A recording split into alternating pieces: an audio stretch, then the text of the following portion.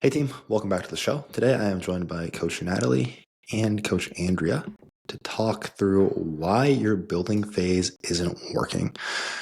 This is a super common one. I think that a lot of times people think fat loss is their challenge, but in reality, I think that learning, especially after you get past the newbie phase, building muscle becomes much harder for most people than losing fat. And building phases are a lot more nuanced than you realize. Again, especially if you're at the point where most of our new clients are, where you've already built like your first 1 to 2 years of muscle. You've been in the gym consistently for a bit, you've seen gains, and then things kind of come to a halt. That is where people really start to struggle. And that is what I want to dig into today is the biggest thing holding most people back. Sound good to everybody? Any insight before we really dig into it?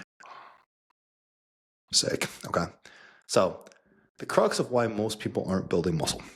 Your ability to build muscle comes down to two things. Your training quality. So the stimulus, we need the actual stimulus, aka the signal to build muscle. And then we need to actually be able to recover well enough. So your recovery quality. So if you're not building muscle, one of those two things is going to be the issue. So I think a good place to start, like kind of bigger picture, when we're looking at this to assess why you're building muscle is asking yourself, okay, we're already hitting our training, we're hitting our nutrition consistently, but I'm still not building muscle. How often are your training sessions actually high quality? Meaning you feel well fueled, motivated, capable of pushing hard, and you leave the session feeling like it was productive. Not sessions where you feel tired, dehydrated, hungry, unfocused, or just like you're dragging your ass to the gym. And I would say for most people who are struggling to build past the newbie gain stage, when they're honest, less than 50% of their sessions don't feel good. They're not productive, and that's why you're not progressing. Now, there will be sessions where you don't feel motivated to do the thing. There'll be sessions where you're tired, right? And then we can still fight through those. But a lot of this is just you're doing a poor job preparing for the sessions. You're not treating this with the same kind of structure that we need in our day-to-day to be productive like you would in a fat loss phase. So typically sessions suck because you're underslept, you're underhydrated, you're underfueled, or you're just unfocused. And thus, we're not creating the stimulus or recovering well enough to actually build the muscle we want at this stage. So in the rest of the episode, I want to dig into a few of the common mistakes we see people making that cause these deficits in either the training stimulus or the recovery, and kind of just big picture how to fix them. I know I brain dumped a lot of points here, but y'all just jump in, whatever. I would love to just not be the only one talking. Anything there before we get into biggest points here? I think where that's really, I just feel like I've had this conversation a lot. I was talking to a few of my clients. I'll put my client up on the spot here, where we've been in a building phase, but there have been most weeks, there has still been sessions where it's been well, I had to cut this short because stress was super high or whatever happened, or I had to skip this exercise and this exercise. And we're getting to the point now where it's hey, we're 12, 14 weeks in. And it's we have yet to really string together a lot of productive weeks where there hasn't been for some reason, we didn't miss a session or part of a session, right? So we can say we're in a building phase, we're eating more food, but the training is actually the stimulus. If we're consistently having shit sessions because we're doing a poor job managing sleep, stress, scheduling, or otherwise, we're still not really going to be productively building muscle at your point. Now, she's made great progress, right? I call her out because she responds very well to it, and she has she's grown a ton. She's gotten a lot more jacked, but there's still a lot more on the table for us. And I think it's very easy to, again, just string together weeks and weeks where it's well, we did a poor job managing sleep, stress, caffeine intake, so sleep was shit, whatever it is. We're months into this building phase, but again, most of our sessions feel pretty shitty. They're not all that productive, so we didn't really get that far. We just gained a lot of body fat. Which brings me to the first point, being focusing on food over our training stimulus for building muscle. I think this is one of the biggest mistakes people make in a building phase. Again, just eating more food doesn't equate to more muscle growth. Food is, to a degree, permissive to building muscle in that at maintenance, your level of muscle protein synthesis will be a little bit higher than in a deficit. But I don't think that food has the large anabolic effect a lot of people think it does. If your training sucks and all you're doing is eating more food, you're just going to get fat, right? We're not going to build a lot more muscle from that. We need the signal from our training, again, high quality training, pushing close to failure, to tell our body, okay, we need to actually create new tissue. Um, and again, I think a lot of people overestimate the food needs. Now, this can go kind of like two ways. I know we also work with a lot of clients where it's like, dude, you're eating like 80 grams of carbs a day and you're trying to build muscle. This is the problem. So this is very person to person dependent. But again, if our training sucks, we're leaving like 5, 10 reps on the tank, and all we're doing to try to build muscle is just eating more food, you're probably just going to gain fat. What do you guys have to add there, if anything? I like to frame it as we're setting up our nutrition to make sure that we have the highest quality training as possible. And that's what a lot of the food is you go into the gym really well fueled, so your glycogen stores are filled. You feel like you have good energy in the gym, and then you're filling glycogen stores after you're recovering really well. And then also like the timing aspect of the food and the hydration, like all the other stuff that we'll get into. But we're setting all of that up so that training is as high quality as possible, so, because that's what's going to get you the result. Absolutely. Just again, go ahead. I just think people have a misconception about building phases in general where like they almost feel like the pressure's off. It's like I know we work with a lot of clients who were taking through like their first formal builds. And I think it's like, oh, like all of a sudden I'm not dieting, the pressure's off. So sessions get skipped, we're unfocused, like we don't really take it as seriously as we need to. And I just think that's kind of a common pitfall. Like, I think people, to your main umbrella point here, I think people just kind of think, like, okay, I'm not dieting, food's a little bit higher. And like, I feel better in the gym, so like, I'm probably building muscle. And it's like, yeah, that's like a bit too casual. Like, it needs Sure. to be treated with a bit more urgency there. I'm not saying we need to be like manic or anything about like getting into the gym and getting, We do. We having do the need to hard. be very urgent. I was like, didn't want to throw the three of us under the bus or anything because I know that's how we feel about it. But, again, there's just like such a lack of urgency and prioritization around it because it's like almost like the pressure's off and it's like not really. Like, I think if a lot of people switch their mindset around that, they would have a lot more success. Yeah. That's another point I made here, more or less, is just a big picture lack of structure. Where in fat loss, people are dialed in or more dialed in with their meal timing, their macro ratios, their food quality. They have more consistent like sleep and wake times. They're making all these things more of a priority so the fat loss phase goes well. And then just let all that go to the wayside when they go to the building phase. And the irony there is like this is why then every fat loss phase your body doesn't ever look any different because we don't build any muscle in the time between, right? You really exchange your physique the most in the building phase. But again, I think that a lot of times as well, people expect it to almost be like, I'll somehow get that first like newbie gains phase back where it's just going to come super easy if I just find the right split, which you will make a lot quicker gains if you learn how to train hard and train well.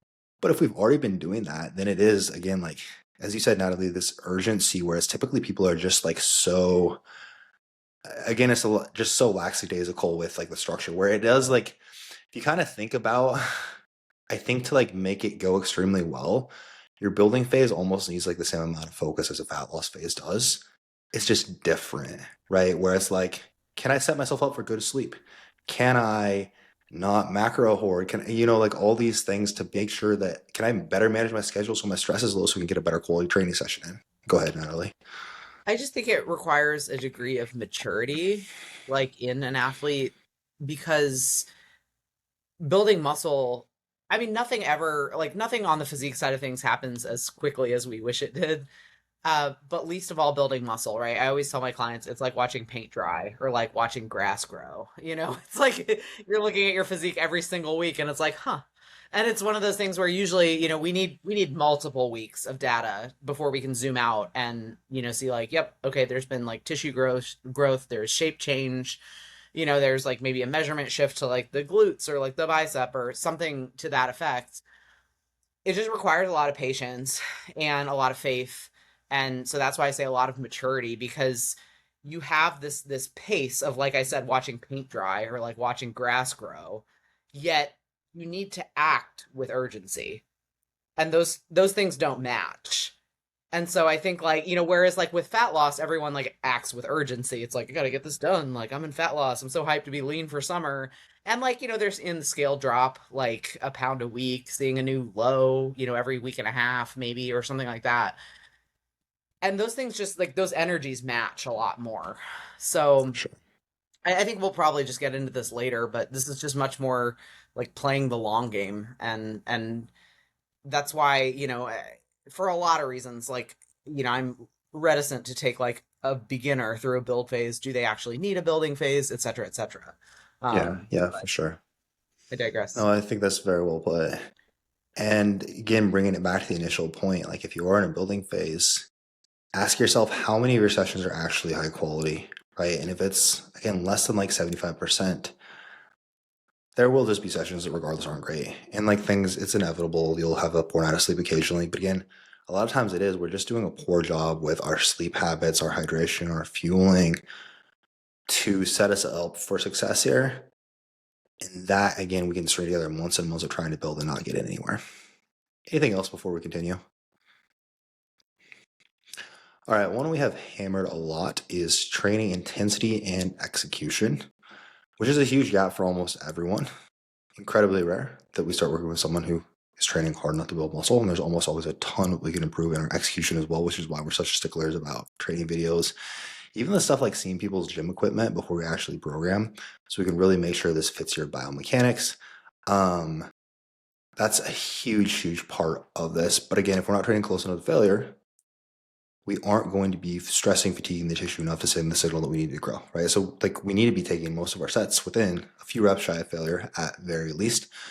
What most people perceive as like 1 to 2 reps in the tank is realistically more like 5, 6, 7. So there's oftentimes a lot we need to learn in terms of training intensity, but also are we actually executing this movement in a manner that's going to drive the tension or the muscle building signal to the tissues that we want, right? A lot of people are again doing like, hey, I'm doing a split squat. But when we see the split squat, it's like, hey, the way we're executing this, we're getting like halfway down here, and there's a lot we can tweak to really better bias your glutes, where this RDL is just your lower back, basically. So that's a huge part of it, which again, I think we've hammered on quite a lot. I don't have anything else to add there. Does anyone? I think people just underestimate how important that is rather than just going in and it feeling hard. That doesn't really matter because that's so subjective. Like we have to have objectively close to failure, and people will waste so much time, weeks, not doing it. And it's already so slow to build muscle when you are training well. You're just slowing it so much or not even producing any growth at all whenever you're scared to take it there. I really like the way that Andrea framed this one time many moons ago. But you'll have people who are like, I've been building for so long, I've been at this for a while, and it's like, no, like the clock starts when you figure this out. Like the clock doesn't start when you just decide to start building muscle. Like it's like when all of these pieces come together, like when we are able to move well and move with intention and the proper intensity, assuming that we've got the proper exercise selection, that's when the clock starts on your build. It's not Yeah. just because like I'm not dieting and I'm eating more food now and like, oh, training feels like kind of better, so like I'm in my build. It's like that's not really how the body works. Like this is the training aspect element is like how we're actually adding shape and tissue to your body, like not the food. So we've got to get the training portion right. Oh yeah, that's a very good point, and good point from you apparently in the past, Andrea, as well. With like I have the conversation a lot with clients where it's like we're like 4 months in, but you're just finally starting to train hard enough to actually build muscle. So like we're now like your goal is to build muscle. We're just now actually starting to progress there. The sooner you're okay with that, like getting to that point where we're actually training hard enough, the sooner the clock will start. But I also have clients where it's like I've had the conversation. One client, I was like, dude, it's been like a year. I haven't seen a single video from you yet where we've gotten to the point where we're actually failing on a single movement. What are we so afraid of at this point? Like, here's a bunch of videos of like me failing this movement. Like, let's just take it there. And she did. Like, and now she's like, it's. I think that really finally like made it click with her, and like I'm very happy with it. But it's again, if you're getting the feedback over and over of like you can do more from your coach, and we're just so resistant to it.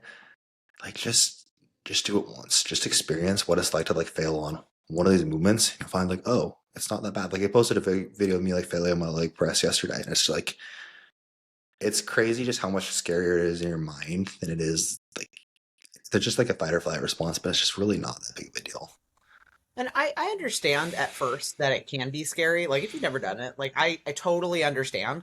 But if this is your feedback week after week, at some point, like essentially what's happening is you're not implementing feedback. Like that is the feedback. You need to apply it if you want to see progress.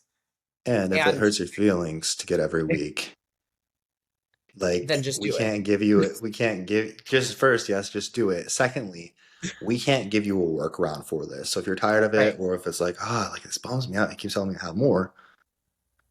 Why pay us to bullshit you? Like say like, oh no, it's just like we're not doing you any good. So that's an aside. Go on, Natalie.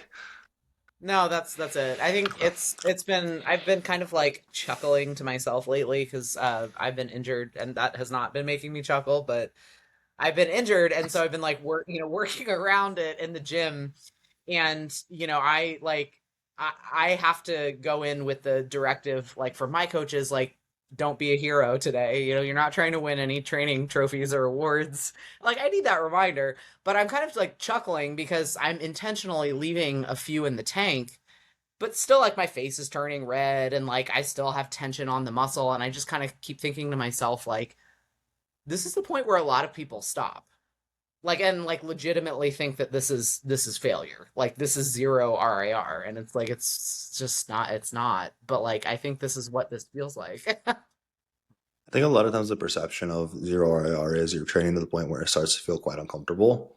Right. Where like lower body movements for the most part, unless we're doing like 12 plus reps, sometimes even then, but unless we're doing 12 plus reps, like a squat, a hack squat, or leg press, an RDL, from the first rep, the load we're lifting should feel quite heavy, quite challenging, quite uncomfortable.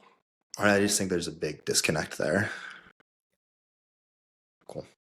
Um, Before I continue with my points, any additional points y'all have here? I know somebody dropped some here, and I'm not sure who it was.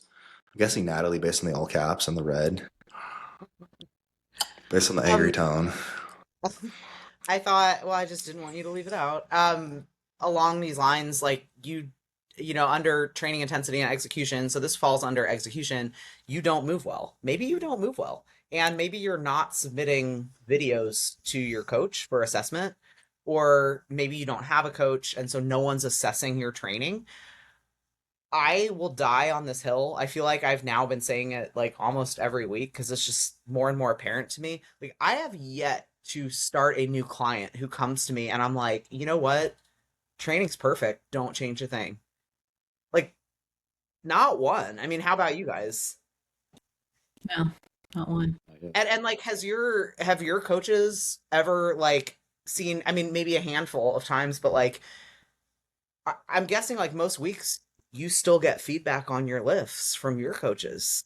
My lifts get destroyed every single week. I've gotten two. I've gotten a one. I've got on a set of dips. Once I got absolutely massive set, brother. So that was cool. Okay. And I got an incredible actually on my Nautilus Nitro pull down after 16 weeks. So, but 16 yes, weeks. Yeah, yes, 16 but weeks plus how many years have you been at this? correct. Like a very long time. 16 weeks, twice a week, and then yes, a very long time prior to this. Right, like you are paying your coach for feedback because this is the feedback that is going to improve things. And so if you're not submitting training videos, and you have a goal of muscle building, which I know all of our clients do, can't think of one that doesn't. This is a big hole in your game. And so, I know there are some gyms with like filming restrictions. So that aside, if like we are in a rush or we just don't feel like it or we're self-conscious, like I'm sorry, I'm not. You need to get over it.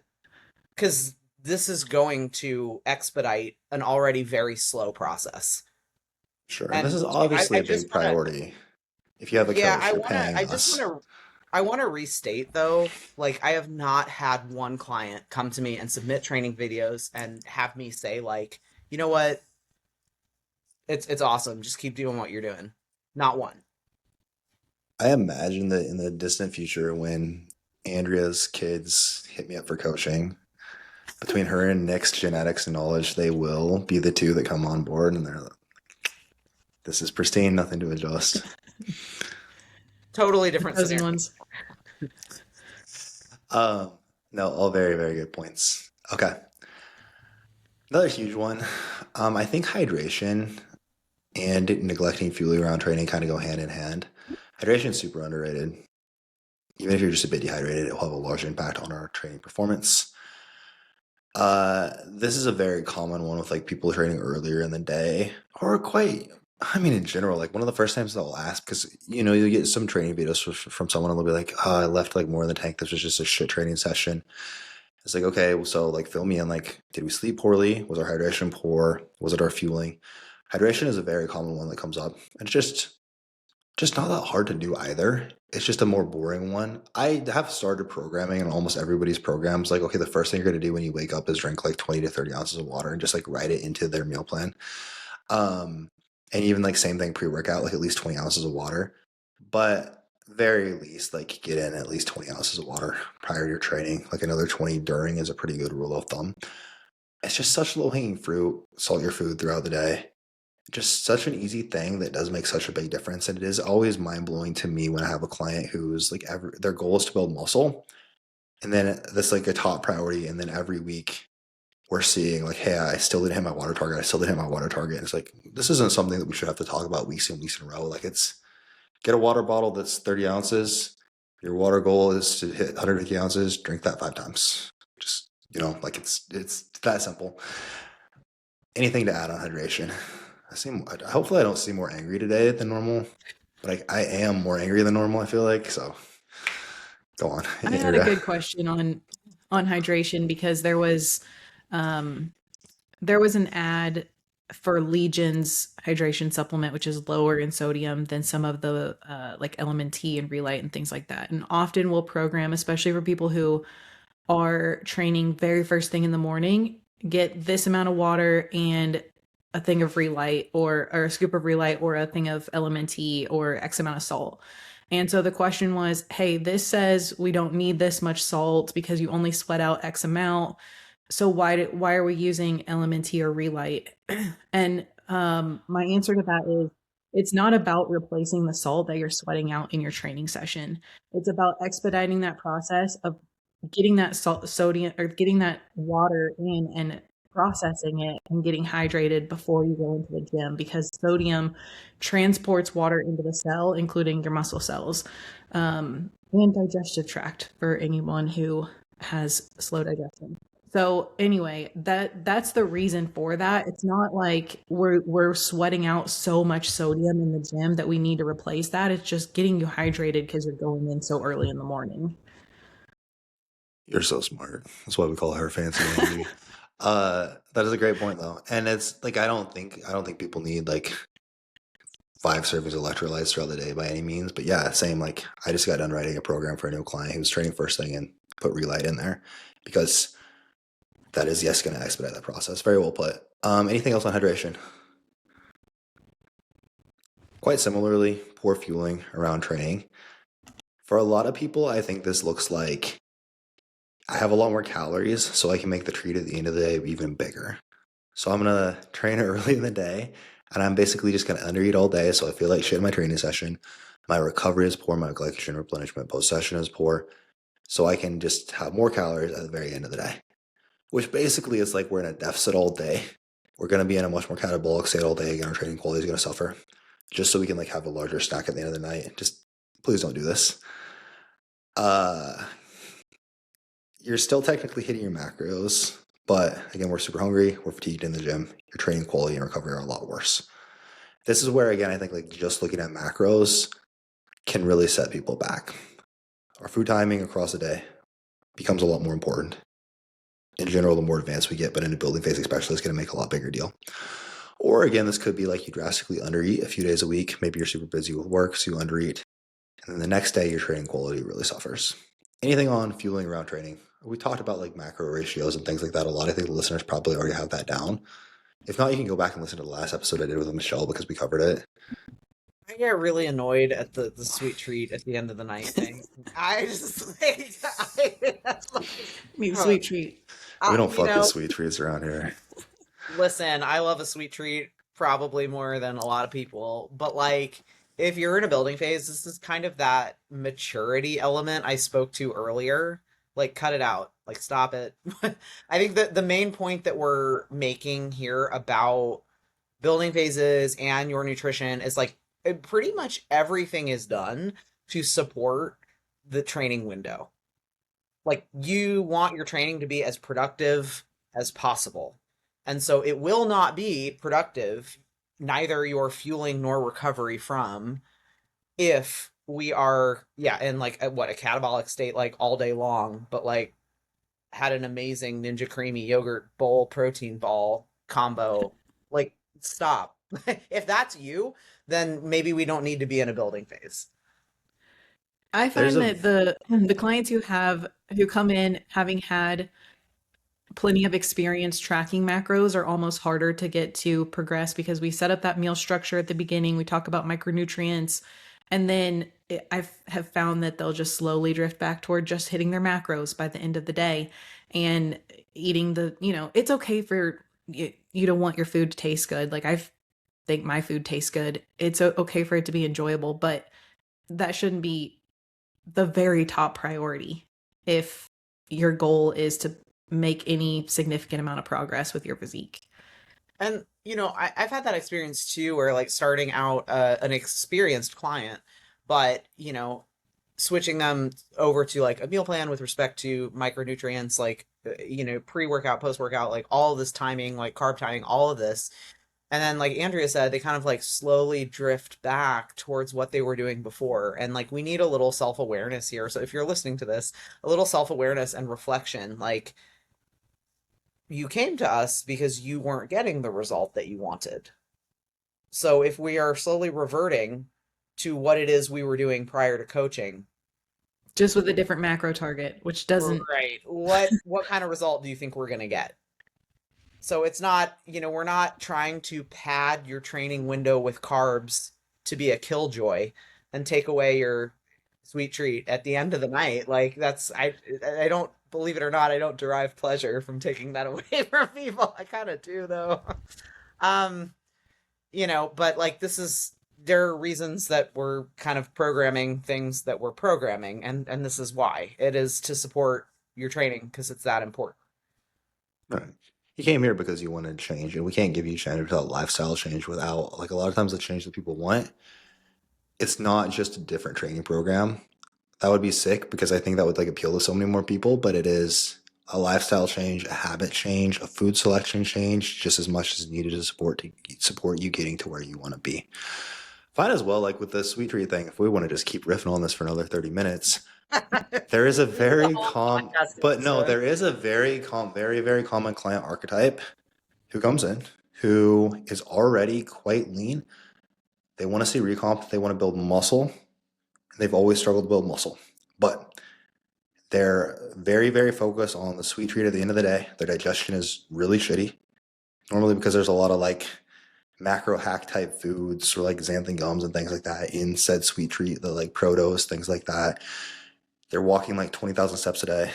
Recovery is really, really poor as well. It's just such a common client archetype. And again, it kind of buys into that whole like, just being this oftentimes layers like, I'm terrified to stop moving as much. I'm terrified to like let go of the sweet treat, where those are such big things that are holding us back. Like our recovery is shit because like there's a certain point past which like you walking more isn't going to get us a better outcome in a building phase or like just keep us leaner. It's just going to take away recovery resources and you'll feel better. Your legs will be a lot fresher. Like past a certain point, like I'm all for like some cardio and like plenty of steps, but past a certain point, it's just hurting us.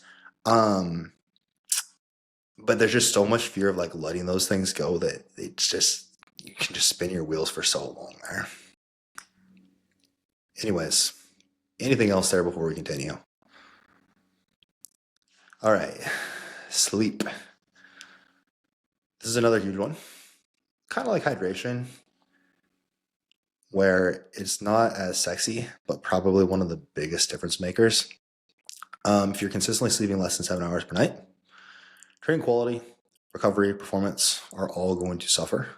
And our progress will be worse as a result of that, right? It's like if I'm showing up at the gym consistently, I'm hitting my macros. If we actually look at sleep, it's quite poor. That's probably one of the biggest gaps for us. Now, it's not like less than 7 hours means no progress. And there are some people who truly like have really busy, chaotic schedules and just like can't get a lot of sleep. I also find though that the people whose lives are like that actually seem to still make progress because they're like really organized and structured. Whereas typically the people whose sleep is like quite poor, and that's the thing that's holding us back, it's like, dude, we just aren't structured at all with our day. Like, why do you go to bed at 1 a.m.? And like, we need to establish consistent sleep and wake times. We need to establish a lot more of a routine here. I find that again, like, I think this is typically like the younger clients that we work with is a lot more of a struggle. Anything to add from either of you two there? This kind of ties into poor schedule management as well, which again, I feel like honestly, I would say this one and the last one I find is a lot more common with like other coaches that I work with than anything else. I think a lot of coaches typically like have basically just always coached, which it is a real job, but you aren't typically forced to have the same like structure or like, especially if you don't have kids and things of that nature, like you just don't have as much structure to your day and it holds people back big time, right? So it's like you don't have a set schedule for your day and week. So your training always gets pushed back because some urgent thing popped up. If you're a coach, maybe it's with a client, right? Every day is just chaotic, stressful. You rarely get to train when you feel your best. We're kind of just rushing through sessions because I'm thinking about what I have to get back to and get done. That's not going to be a quality session, right? And then thus, if session quality suffers, our training stimulus will suffer and the results are worse.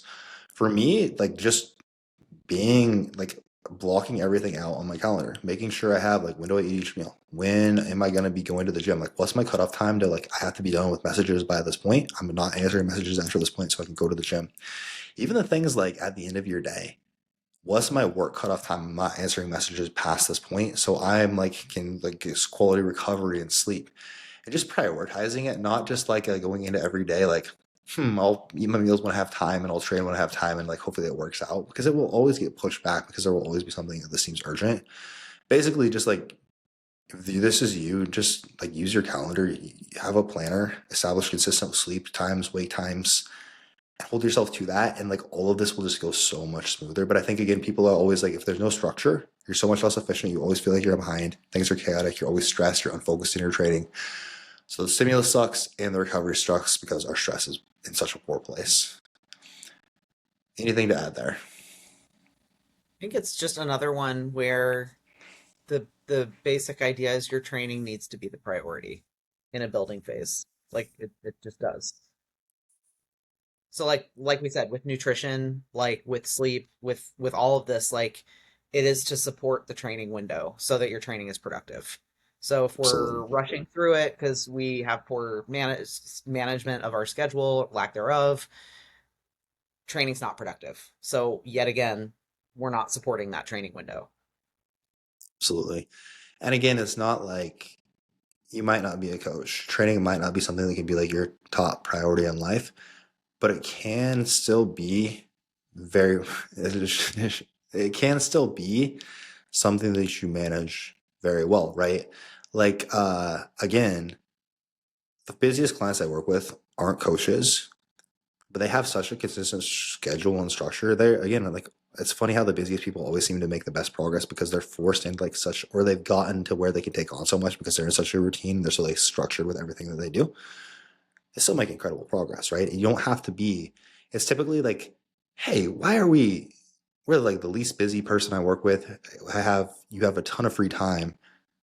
You're a coach. You can like go sketch your own schedule. Why are you the one person on my check-ins today who didn't get any of their cardio in and missed 2 of their training sessions where like this mom of 3 who literally has 2 jobs didn't miss any of her 5 cardio sessions, got all of her training in and didn't miss on her macros. Like, explain this to me. Um, Again, kind of an aside. Anything else to add there? Cool. I think that the same organization that creates structure around your training sessions is the same organization that is going to allow you to have your meals prepped and ready and therefore hit your macros and like put some foods on repeat, like that same structure carries over into other things. So usually it's not someone who is absolutely nailing their food and also checking in on time every week that's also missing their training. Like those things go together. So it's not just a conversation around, hey, let's block off a little time for training. It's like, why are we so unorganized with every single thing? Because that's going to compound and completely stop your progress. All right. Any other points from either of you two on why your building phase isn't working that we haven't covered yet? I added things in red in all caps. Take it away. I think a big one, you're impatient. And that goes hand in hand with unrealistic expectations. So, like, you think that you are going to, in 3 months' time, come out looking like a jacked bodybuilder. And kind of to our earlier point, like, the clock starts when, like, you figure out the training side of things. So I think people have kind of an unrealistic idea of their level as well. And it's like, oh, well, like I've, been training and lifting for this long. And it's like, no, you've been exercising for a while. we like, we kind of just started training. And there are people who like genetically are predisposed to having an easier time building muscle. Like that's a thing. So some people are going to build muscle a little bit faster than others. And maybe that's unfair, but like it is what it is. For most people, it's going to take longer than you want, longer than you think.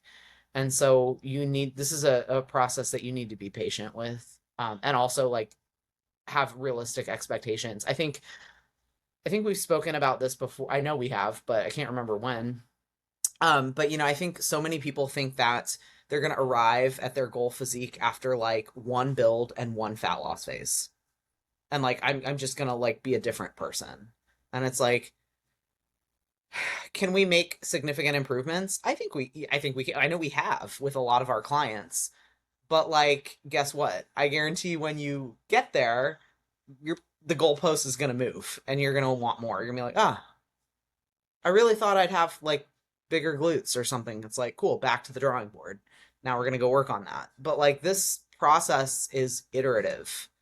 Like, and it will take you several iterations of building and cutting and building and cutting, for you to like really achieve body recomposition. Like those truly like mind-blowing same weight comparison photos that say body recomposition, but the timeline is like 5 years. That took that person 5 years. And I just think people are very unrealistic about like, okay, I'm gonna go all in on this building phase now. And like, cause I mean, rightfully so, like we're the ones sitting here that like, hey, this is what's really gonna change your shape is building muscle. And like we know that to be true.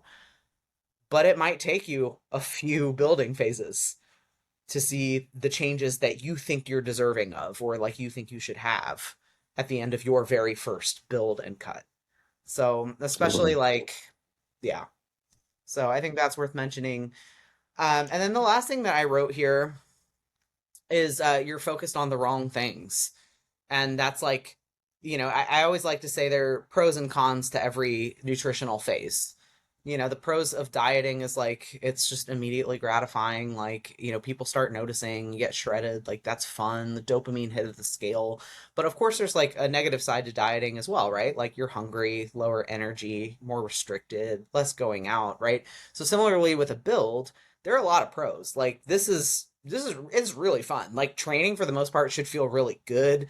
Like, you are fueled, you're recovering well, you do have more food flexibility, like despite a lot of the points that we made earlier, like you do have a bit more room to like rearrange some things, like maybe have a free meal or something of the sort. But you're focused on the wrong things. You're focused on your clothes fitting tighter, or like I don't look good in this outfit anymore, or your self-perceived trouble spots, like where you might preferentially store body fat. So like, I have some clients who just happen to like they store their body fat in their lower body. And it's like we're working on building muscle there. So it's not visually apparent, right? Because like we're not seeing like shredded quads, feathered quads, and like striated glutes. And it's like I don't think I'm building any muscle. It's like, well, this is also where we store most of our body fat. Like maybe our upper body stays quite lean and our lower body is carrying more body fat. So like it's just gonna be harder to tell like week over week. Like we're gonna have to give this an appreciable amount of time. And then to my earlier point, probably gonna have to do a fat loss phase after this to get you a little bit leaner to see some of those gains. But you like when you are so focused on like we all have those spots, right? When we look at photos of ourselves, our eyes just go straight there. Mine's my midsection, and that is where I store body fat. I just do. So like that's like the first place I look in my photos, and I'm like, ooh, like seeing lines disappear. But if like that's all I focused on, I'd probably be really miserable. I'd be like, this building phase sucks. Like I look horrible. And it's like, I mean, building phases aren't intended for you to like look your best and leanest every single day. That's not what a building phase is. And then also, like, who else but you really cares that much? If you are Right. like, you might get slightly fluffier, and literally no one else cares. Like, I mean, I think a lot of our clients, I love walking them through the hypothetical, like, let's say you put on like a pound a month for like 6 months. That's 6 pounds, right? Like, and like some of that's going to be muscle. So, like, how many people in your life will truly be like, oh my God, she gains, like, now that girl looks like she gained 6 pounds. I do It's overdo just, that shit for sure.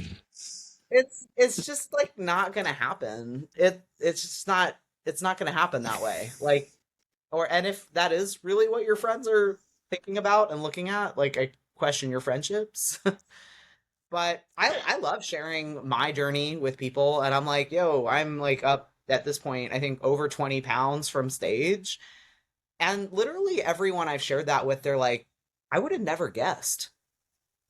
That's like, I mean, thank you, but like, but to my point, right? Because like you're not so totally dialed in and focused to like my building phase and my like trouble spots and where I store body fat. Like it's no one is as sensitive to any of that stuff as you are. It's almost like the training to failure thing again, where it's like the actual fear of it. People just like build it up to be such a big thing in their heads, where it's, I mean, if we're in a position to be building in the first place, you're in a pretty healthy place. You're already fairly lean. Yeah. You are someone who can lose fat. It might not be easy, but relatively easy, right? As you said, Natalie, like if we gain 6 pounds in 6 months and three of that is body fat, that's like worst case a month of us dieting and it's gone. And you have 3 more pounds of muscle. But again, it just gets built up to be such a big thing in people's heads that they like, maybe I'll commit for a month or two and then I'll go back to like, well, I'm scared I'm getting too fluffy. Or also like your clothes, go ahead. I think a lot of this comes from like a lot of ladies that we work with are on the more experienced side of things. So like they understand nutrition, like they track their macros, they've been lifting, like so this is a lifestyle for them. And I think a lot of them come from a background where they had previously been stuck and then they kind of unlocked things, with nutrition, macros, training, and like, they went through the newbie gains. So they probably achieved a body composition that they once only dreamed of. And it's like now they feel like the stars have aligned, it's clicked, and like I'm finally getting somewhere. So I think what trips this type of person up is the fear of letting that go. And it's like I finally got somewhere and now like I'm watching it slip away like week by week and month by month. I'm seeing lines fade, I'm seeing the scale go up, and this is what took years for me to figure out is how to get here to my starting point now. And like now I'm watching all of that slip away. And I really think it's that fear more than anything. And that's why I do like to make it a point to say that this process is iterative. Like you're going to go through many periods of building and cutting and maintenance, of course, and hopefully not health phase, but maybe. But you're going to go through like all of these phases over and over and over. And this is how we like slowly change and sculpt your body. And the more experience that you have doing this, and the more you go through building phases and then subsequent fat loss phases, the more trust and faith you build with yourself and your body's ability to do these things. And I think it's just this like abject fear of like I'm not going to be able to lose the fat after the build. Like, and I'm just going to be stuck. Like I'm going to roll out of bed tomorrow, the scale is going to be up 20 pounds, and like that's not the way that works. But like I'm just going to roll out of bed, I'm going to be 20 pounds up, and then I'm just going to be stuck there until the end of time. And like that's also illogical. Like especially when you speak it out loud like that, like that's not the way that this works, and like that's not going to happen. But I do think that a lot of people just they just need to go through it to like earn some of that faith and trust. Yeah, it's normal to be scary. I don't want to like sound too dismissive of all of this. That is a conversation I have with clients a lot though, and how I normally approach it as well is like, especially if it's someone coming from that place of, okay, before they felt like they were stuck, we've made great progress, now we're scared to lose this. Right? Also trust that I won't suddenly be like, you know what, fuck this girl. I'm just gonna make her just like send her in the complete opposite direction we just came, right? Like I am only successful if you were successful. The business only works if you were successful. I am not going to do anything that doesn't get you a worse result. Or quite similarly, when like a new client comes on board and it's like, again, like it's just such a scary thing to like embrace change. But it's like, but remember, I really want to lose weight. And it's like, I understand, trust me. Right. But you're again not the first. You're not just that one person in 12 years where it's like, oh, this bitch, I'm just gonna ruin her life, right? She's gonna gain a lot of thought. Like it's just again like if you trust us, if you are coming on board for coaching, trust that we have done this with hundreds, we've done this with thousands of people. But I think we have like over 40 years together of coaching experience. Like we've been doing this for a very, very long time. So trust that we probably know what we're doing, and it doesn't do us any good to just like get you way, way worse result than you were getting before you started paying us. I think is an important consideration. Again, kind of an aside, but No, I think I've had actually multiple clients say to me like, well, but I don't want to gain unnecessary body fat. And it's like, I also don't want you to gain unnecessary body fat because it by definition is unnecessary. So body fat that we gain is necessary when maybe a health phase requires or necessitates it, or like we're doing a build and there will be some body fat gain because that's the price that we pay to also gain some muscle. But like, I don't want to gain unnecessary body fat. It's like, who does? Who does? Like, no one wants to gain more body fat than they need to. Like, but People who literally are all most scared about that, though, are also not always the most dialed in, going out to eat more than would be a fair point. recommended. right. I And mean, that this is sweet also treat. we're like locked in. But Yeah. I can set the plan and like the macros, the meal plan, but like I can't execute it for you. So that one's on you. And literally what we're doing when we're coaching is we are assessing your physique every week, multiple times throughout the week.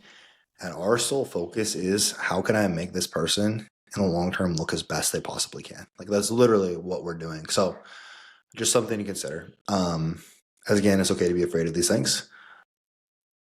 But I think just important considerations. Anything else before we wrap up this more angry than normal podcast for me too?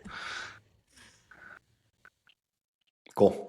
Those are really fun. And I honestly want like every woman to experience what it's like to go through an actual build phase and something where they are focused on something other than what they look like that day in that moment and what the scale says and restriction. It's just like such a liberating and freeing and empowering place to be.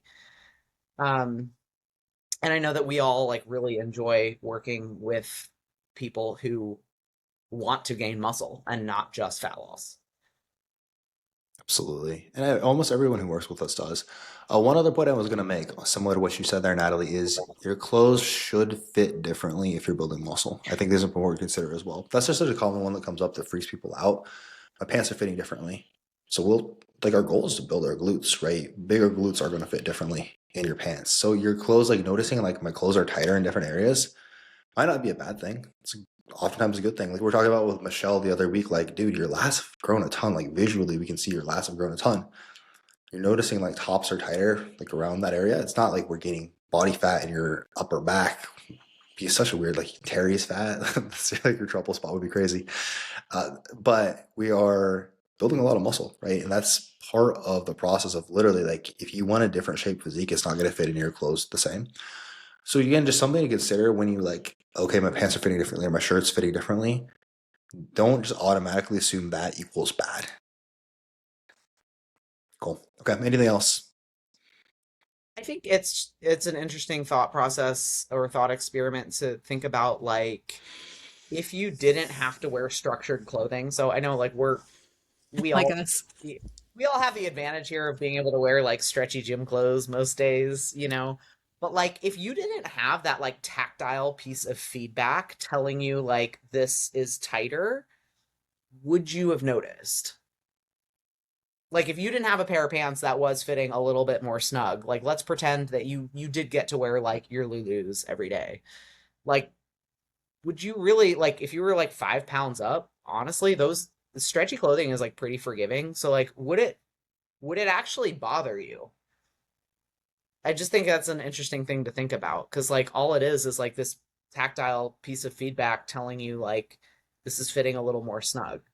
Right. And then that's what kind of causes you to spiral a little bit in terms of like, oh, it's like going all the wrong places. Like, Yeah.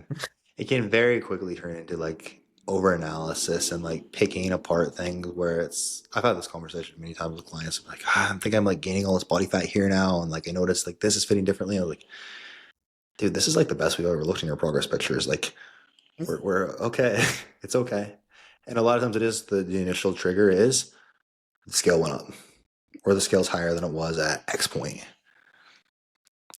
Cool. All right. Hopefully this was helpful. If you aren't getting a lot out of your building phase, it should help. If you would like to apply to work with our team, hit the link in the show notes. If you enjoy the show, do us a huge favor, leave us a 5-star rating and review. And we will catch you guys next week.